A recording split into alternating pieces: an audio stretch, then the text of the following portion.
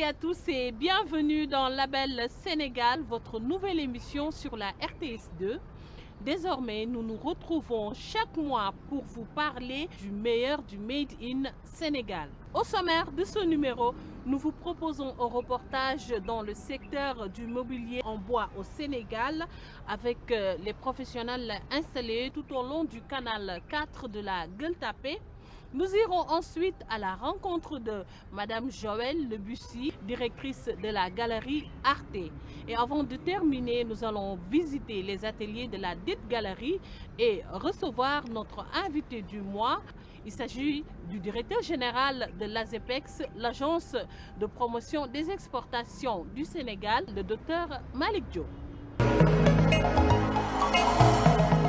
Comme annoncé dans le sommaire, nous faisons immersion dans l'univers des artisans et professionnels du secteur du bois au Sénégal, installés tout au long du canal 4 de la Gueule Tapée.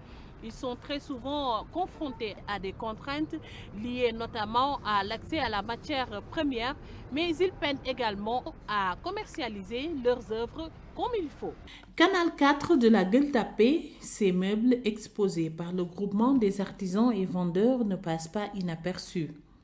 Chambre à coucher, salle à manger, salon, entre autres mobiliers forment le décor le long du canal.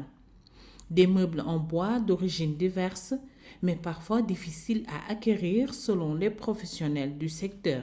fii bois yëpp la ñuy liggéey mais lu si ëpp jubuti la te bon jubuti yi ñëpp bon ñi xam bant xam nañ ne jubuti amul Sénégal bon dañ faut ñu jëlee ko fi sori indi ko fi te bu ñu koy indee dañ koy jaay amul waxaale exemple da ngay ñëw ñun la mètre cube bi temps la nga jënd ko defar ko bon pour am ko nag bon yenn saa yi da ngay toog moment yoo xam ne pour nga am bant bi c'est tout à fait difficile parce que day xaw a métti quoi day manqué.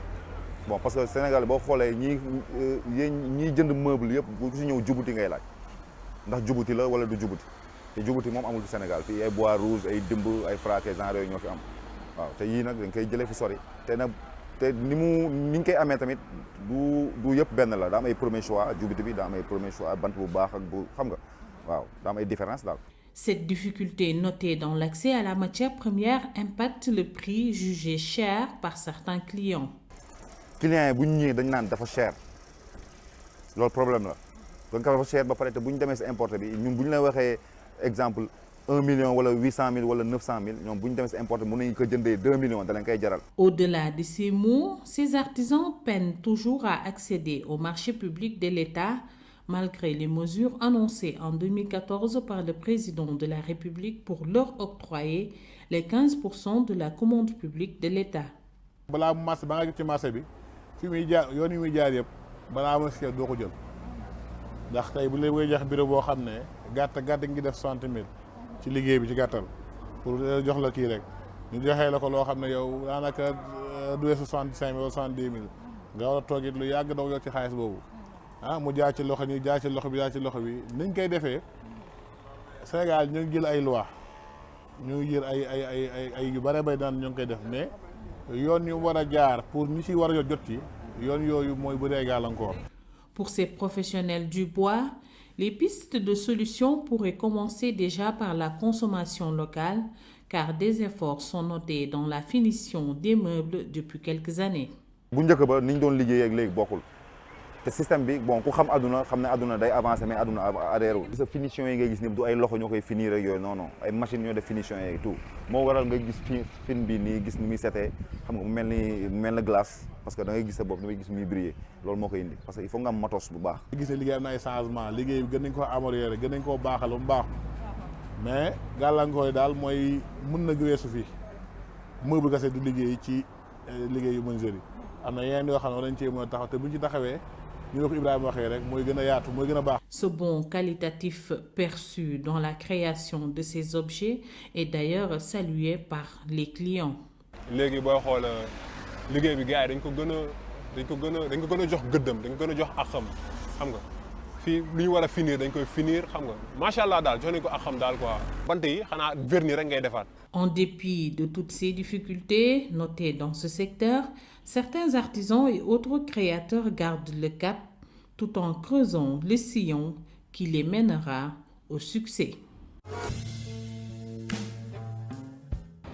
commencer, nous vous proposons une immersion dans l'univers de Joëlle Le Bussy-Fall, fondatrice et directrice de la Galerie Arte de Dakar, un espace d'exposition d'art qui propose également du très beau mobilier de luxe en bois.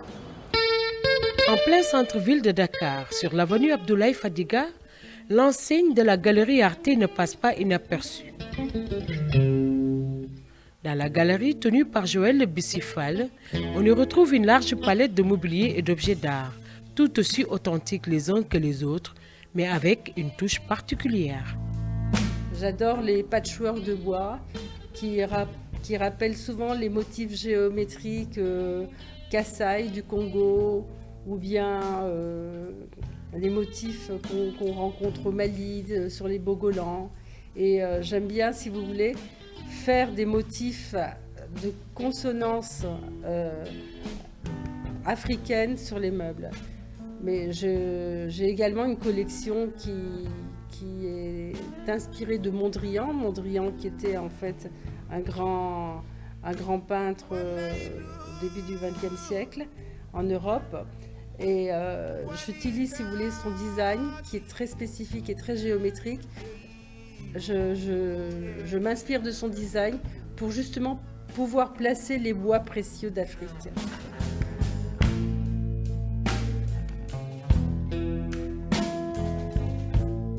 En visitant la galerie ouverte depuis presque 2 décennies, on redécouvre des pages de l'histoire de l'Afrique. Ici, chaque meuble, chaque objet renferme en lui-même sa propre historique. Si vous voyez ce tabouret sur lequel est posé le micro, vous voyez que ça a la forme d'un banc à chantilly, n'est-ce pas? Et qu'on a voulu moderniser avec du bois et du fer. Donc on modernise certains objets traditionnels. Donc ça déjà, il y a une histoire par rapport à ce meuble. Tout à l'heure, je vous parlais des tables Mondrian. Oui, elles sont là. Voilà. Les tables Mondrian, en fin de compte, c'est un peintre que j'aimais beaucoup. Et j'ai voulu, si vous voulez, lui rendre hommage en reprenant ses tableaux, mais avec du bois. Donc chaque meuble, si vous voulez, a une histoire. Oui. Si on parle des armoires avec les portes anciennes Dogon ou Baoulé, ce sont les antiquaires qui me fournissent ces portes. Et en fin de compte, je crée des meubles autour de ces portes. Entre la maîtresse des lieux et son matériau de prédilection, c'est plus qu'une préférence, plus qu'un choix. Son métissage, ses origines et son goût de luxe se reflètent en réalité dans ses créations.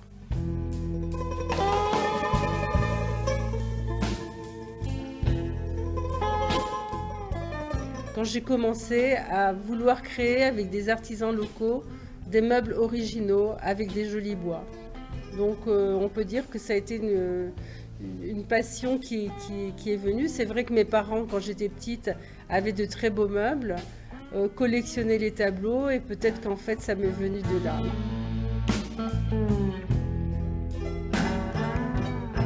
Joëlle a toujours eu une grande passion pour les arts, passion qui prendra le dessus sur sa formation académique. Quand je suis arrivée au Sénégal en 1982, je travaillais d'abord dans une société de transit où on importait la plupart des meubles, je veux dire, qui étaient dans les demeures des expatriés de la bourgeoisie sénégalaise. Et je trouvais que les meubles étaient horriblement chers à cause des droits et taxes de douane, du fret. Et je me disais, mais c'est pas normal qu'on paye aussi cher des meubles alors que chez nous, en Afrique, au Sénégal, surtout en Casamance, on va dire, et dans les autres pays d'Afrique, Gabon, Côte d'Ivoire, on a du bois magnifique qu'on exporte en Europe. Alors pourquoi ne pas fabriquer des meubles, entre guillemets, de luxe au Sénégal? Pourquoi? Et en fait, ma démarche est venue de là, si vous voulez. Donc j'ai quitté la société de transit dans laquelle je travaillais et je me suis mise à vouloir faire des meubles made in Sénégal avec du bois qui vient d'Afrique. Sa constance et sa détermination lui ont permis de tisser une bonne place dans ce milieu de l'artisanat d'art.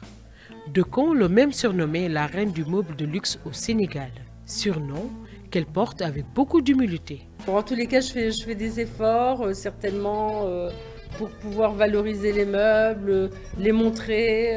Je viens dernièrement de participer à la foire Ambiente à Francfort en février dernier. Et vraiment, ça a été un réel succès. Les gens se sont extasiés devant les meubles Made in Sénégal. Beaucoup de personnes me disaient « Ah, on ne savait pas qu'on fabriquait des meubles au Sénégal » et maintenant ils le savent. Et grâce à ça, si vous voulez, le Sénégal, je veux dire, brille au niveau du mobilier et des meubles. Et voilà, j'ai eu des commandes. Je suis très contente. Pour son audace et la fraîcheur qu'elle apporte dans ses créations, la Belgeo-congolaise d'origine, fille de collectionneur de meubles anciens et de toiles, est cooptée à plusieurs reprises comme membre du jury du Salon de l'artisanat de Ouagadougou, SIA, ce qui accroît sa réputation en Afrique et même au-delà. Mariam Meng, merci pour ce joli portrait de Joël Fall qui se bat pour la valorisation du patrimoine culturel africain. Alors nous allons de ce pas vous inviter à découvrir les ateliers de la Galerie Arte.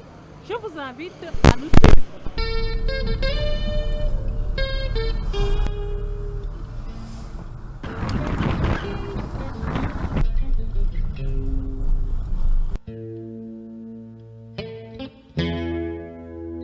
Kilomètre 3, route de Rufisque dans la zone industrielle de Dakar. Voici l'impasse qui mène vers les ateliers de la Galerie Arte. À notre arrivée, l'un des ouvriers s'affaire autour des finitions de ce meuble de rangement.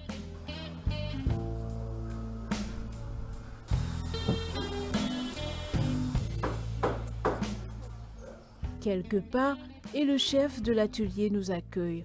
D'une main de maître, il assemble les pièces d'un jet de table basse, l'une des œuvres les plus appréciées par les clients.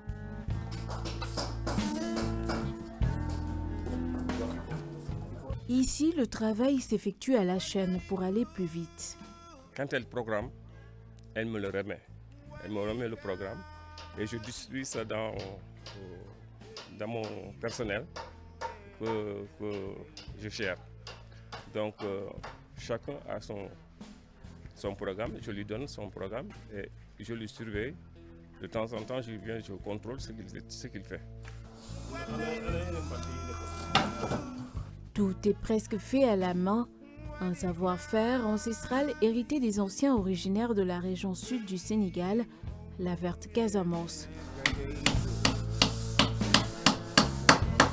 Et de temps en temps, en effectuant les tâches, Malamine et ses ouvriers échangent dans leur langue maternelle.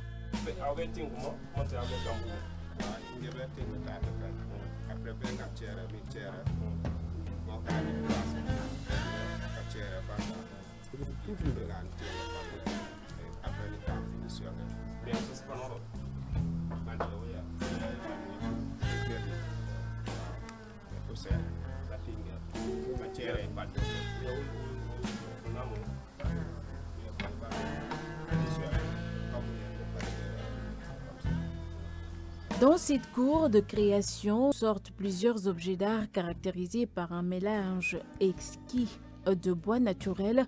Nous sommes des Diola. Bon, nous habitons à Bignona. Le bois vient de la Casamance. Et aussi, on achète le bois aussi qui vient du Gabon, de Côte d'Ivoire. Le rythme de travail dépend de l'intensité des commandes, donc pas trop de pression. C'est programmé. C'est Mme Fall qui programme. Elle dit que je veux ce meuble-là telle date. Donc, en ce moment, on s'accélère, même si la date n'est pas tout près. Hein, on s'organise de telle sorte qu'on ne force pas la date. C'est comme ça qu'on travaille. Les ateliers de la Galerie Arte existent depuis près d'une vingtaine d'années. De là sont créés et confectionnés des meubles de luxe qui ont fini de séduire les grands connaisseurs et amateurs d'art au-delà même de nos frontières. Avec ses ouvriers, Joël participe à la réalisation de tous les meubles. Il est dans le processus de fabrication du début à la fin et il lui arrive même de donner un petit coup de main, une manière de veiller sur la finition de ces meubles made in Sénégal.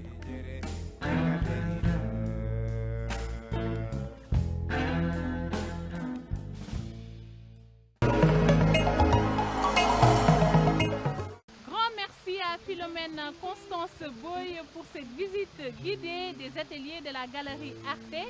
Place maintenant à notre invité du jour. Nous accueillons à présent notre invité du jour, Dr Malick Diop. Il est le directeur général de l'Agence sénégalaise de promotion des exportations. Bonjour docteur et merci de nous recevoir dans vos locaux pour ce tout premier numéro de notre émission Label Sénégal. Je précise, une émission exclusivement consacrée à la promotion du Made in Sénégal. Merci beaucoup, merci de consacrer également une grande partie de cette émission éminemment importante au Label Sénégal, au Made in Sénégal d'une manière générale, parce qu'il s'agit quand même d'une priorité aujourd'hui de la mise en œuvre des politiques publiques dans le pays. Alors docteur, pour notre première émission, nous sommes allés à la rencontre d'un designer sénégalais, Madame Joëlle Le Bussifal, qui est franco-sénégalaise, mais qui dirige depuis longtemps la Galerie Arte, et que vous avez eu à accompagner dans le cadre de la participation dans des salons, des foires. Et récemment, en Allemagne, elle a participé à la foire Ambiente. Un mot sur le travail qu'elle fait et qu'est-ce qui vous a séduit chez elle? Il faut savoir qu'elle fait un excellent travail, d'autant plus que le salon Ambiente est un salon professionnel dans le cadre de l'ameublement. Il y a des éléments de normes qui sont très drastiques et la sélection est très rigoureuse. Nous avons eu énormément de designers sénégalais, de confectionneurs d'ameublement qui sont dans le bois, également dans tout ce qui est tissu origine Sénégal, cuir origine Sénégal. Nous avons fait une présélection et au bout de la présélection, il fallait également aller au-delà de la présélection, aller à la sélection définitive qui a permis de surtout travailler sur les finitions. Parce qu'à l'international, la partie finition, bon, je ne dis pas que c'est la partie la plus importante, mais fait partie quand même des priorités aujourd'hui des acheteurs à l'international. Et elle fait partie de celles et ceux qui ont été sélectionnés et qui ont été aux normes internationales. Donc pour montrer aujourd'hui qu'au Sénégal, nous avons cette capacité de production de qualité. Non seulement il y a la qualité, mais également il y a la beauté dans le cadre du design origine Sénégal. Nous avons fait l'attraction en fait. C'est la première fois que le Sénégal participait à ce salon. Le Sénégal, c'était l'attraction du salon, malgré le fait qu'il y avait énormément de pays. Mais aujourd'hui, on a constaté qu'à l'international, l'ameublement origine Sénégal est très prisé. C'est pour ça que le travail que nous faisons ne doit pas se limiter à l'exportation, ne doit pas se limiter exclusivement aux clients internationaux. C'est 3 milliards de personnes qui sont des clients potentiels pour les exportateurs sénégalais, mais c'est surtout à la sensibilisation aussi des Sénégalais, des 14 millions de Sénégalais qui doivent savoir que autant certains peuvent importer des meubles origine Sénégal, autant au Sénégal ils ont mieux et parfois très souvent moins cher. Donc ça, c'est des éléments également qui sont très importants parce que l'exportation, c'est bien, mais aussi consommer des produits origine Sénégal, c'est encore mieux. Justement, en tant qu'institution de l'État, en tant qu'un organisme qui accompagne les organisations professionnelles et autres créateurs, comment est-ce que se matérialise cet accompagnement au quotidien? Alors l'accompagnement, il est à plusieurs niveaux. Nous travaillons sur toute la chaîne de valeur. Je vais parler spécifiquement de l'artisanat, mais nous sommes dans tous les secteurs d'activité de l'économie sénégalaise, la pêche, l'agriculture, tickets, téléservices, tourisme, etc. Même les mines. Spécifiquement l'artisanat, c'est d'abord l'amélioration de la qualité de l'offre exportable. Il s'agit de travailler à ce que les artisans puissent savoir exactement qu'est-ce qui est préconisé comme norme internationale lorsqu'on veut exporter. Et nous avons même aujourd'hui créé une documentation qui permet à tout artisan de savoir ce qu'il doit faire, quel type de machine utiliser, comment améliorer la production, comment améliorer surtout les finitions. Donc dès lors qu'on a réglé le problème de l'offre exportable, on règle le problème maintenant de la commercialisation. La commercialisation, elle n'est pas aisée parce qu'à l'international, vous pouvez difficilement être dans un pays et avoir pignon sur rue à l'international. Donc pignon sur rue, c'est nous-mêmes qui allons dans les salons professionnels où se retrouvent les vrais acheteurs. Nous y allons dans des salons professionnels, dans les foires, dans les expositions, avec les entreprises sénégalaises. Et dans l'accompagnement, donc ces entreprises sénégalaises ne paient rien du tout. Ce qu'on fait, c'est que, par exemple, pour le transport de la marchandise, pour l'ameublement, c'est des marchandises de volume très élevé, c'est des marchandises lourdes. Nous prenons en charge le transport via conteneur, des fois par des frettes. Nous achetons également les pavillons qui sont très très chers, surtout dans les salons professionnels. Et nous encadrons l'entreprise au lieu de commercialisation. Parce que quand l'entreprise aujourd'hui est en face de l'acheteur, il faut que cette entreprise-là puisse valoriser son produit. Après la valorisation des produits, il faut que l'entreprise, en volume comme en qualité, puisse exporter de manière également effective. Quand l'entreprise revient, et après avoir signé le contrat, donc nous travaillons avec l'entreprise de telle sorte qu'elle puisse bénéficier également des préférences commerciales. Ce qu'il faut savoir, aujourd'hui, une entreprise qui exporte, dans la logique, paie la douane étrangère. Mais quand nous accompagnons ces entreprises, des préférences commerciales dans quasiment tout le monde entier nous permettent de mettre à la disposition de l'entreprise un certificat d'origine qui lui permet d'exporter sans droit de douane. Et ça, déjà, sur le prix, vous avez à peu près en moyenne 20% du prix du coût de revient qui est diminué et l'entreprise devient encore plus compétitive à l'international. Donc c'est un ensemble de choses qui constituent l'accompagnement que nous faisons dans le cadre spécifique de l'artisanat. Alors docteur, vous faites aussi partie de ceux qui croient fermement que les exportations doivent et devraient même être considérées comme un levier clé pour le développement du Sénégal. Justement, comment y arriver? Surtout qu'on sait qu'il y a beaucoup de contraintes liées, vous le disiez tantôt, à la qualité, à la compétitivité, entre autres. Les exportations sénégalaises, je vous donne juste des chiffres au niveau global. Les exportations sénégalaises au 31 décembre 2018 étaient arrivées à 1685 milliards. 1685 milliards pour une croissance moyenne de 10%. La dernière année, on a eu 12,5% de croissance. Donc ça veut dire qu'il y a une effectivité aujourd'hui de l'augmentation des exportations. Comment on fait?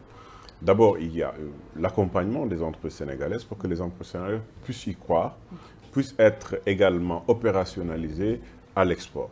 Et l'autre élément, c'est ne pas rester dans le système conjoncturel. Aujourd'hui, l'État du Sénégal a mis à la disposition des entreprises sénégalaises des zones qui sont des zones économiques spéciales intégrées, qui sont des zones à exportation. Je donne juste l'exemple de Diamniadio. Diamniadio, où vous trouvez le parc industriel. Le parc industriel, la majeure partie des entreprises c'est des entreprises qui emploient vraiment beaucoup, mais également qui, dès qu'elles exportent à plus de 50%, arrivent donc à avoir des baisses d'impôts et de taxes. Donc on pousse ces entreprises-là à produire pour également exporter. Donc c'est un ensemble de choses qui aujourd'hui sont mises en place de manière structurelle. Autant on l'a à Diamniadio, on l'a aujourd'hui au niveau de la zone économique spéciale intégrée qui se trouve à l'aéroport de Diass, la zone économique spéciale intégrée à Sandiara. Sur le plan agricole, nous sommes en train de travailler sur une zone économique spéciale à Ziguinchor et les agropoles qui vont produire, qui vont permettre de régler le problème de la consommation locale, mais également de la consommation à l'international. C'est le cas de l'agropole aujourd'hui de Ziguinchor, où on aura une production d'anacarde et de mangue. en termes de produits transformés, augmentation de valeur ajoutée et exportés. Et donc tous ces éléments-là constituent aujourd'hui un changement de paradigme dans le cadre spécifique des exportations. Mais est-ce que pour ce cas spécifique de l'artisanat d'art aussi, on peut espérer compter sur ce sous-secteur? Ah oui, bien sûr, parce que l'artisanat d'art aujourd'hui, nous travaillons sur l'opérationnalisation des consortia d'entreprises. Je m'explique. Si vous allez à l'international, vous allez voir par exemple ceux qui font des chaussures de Ngaï.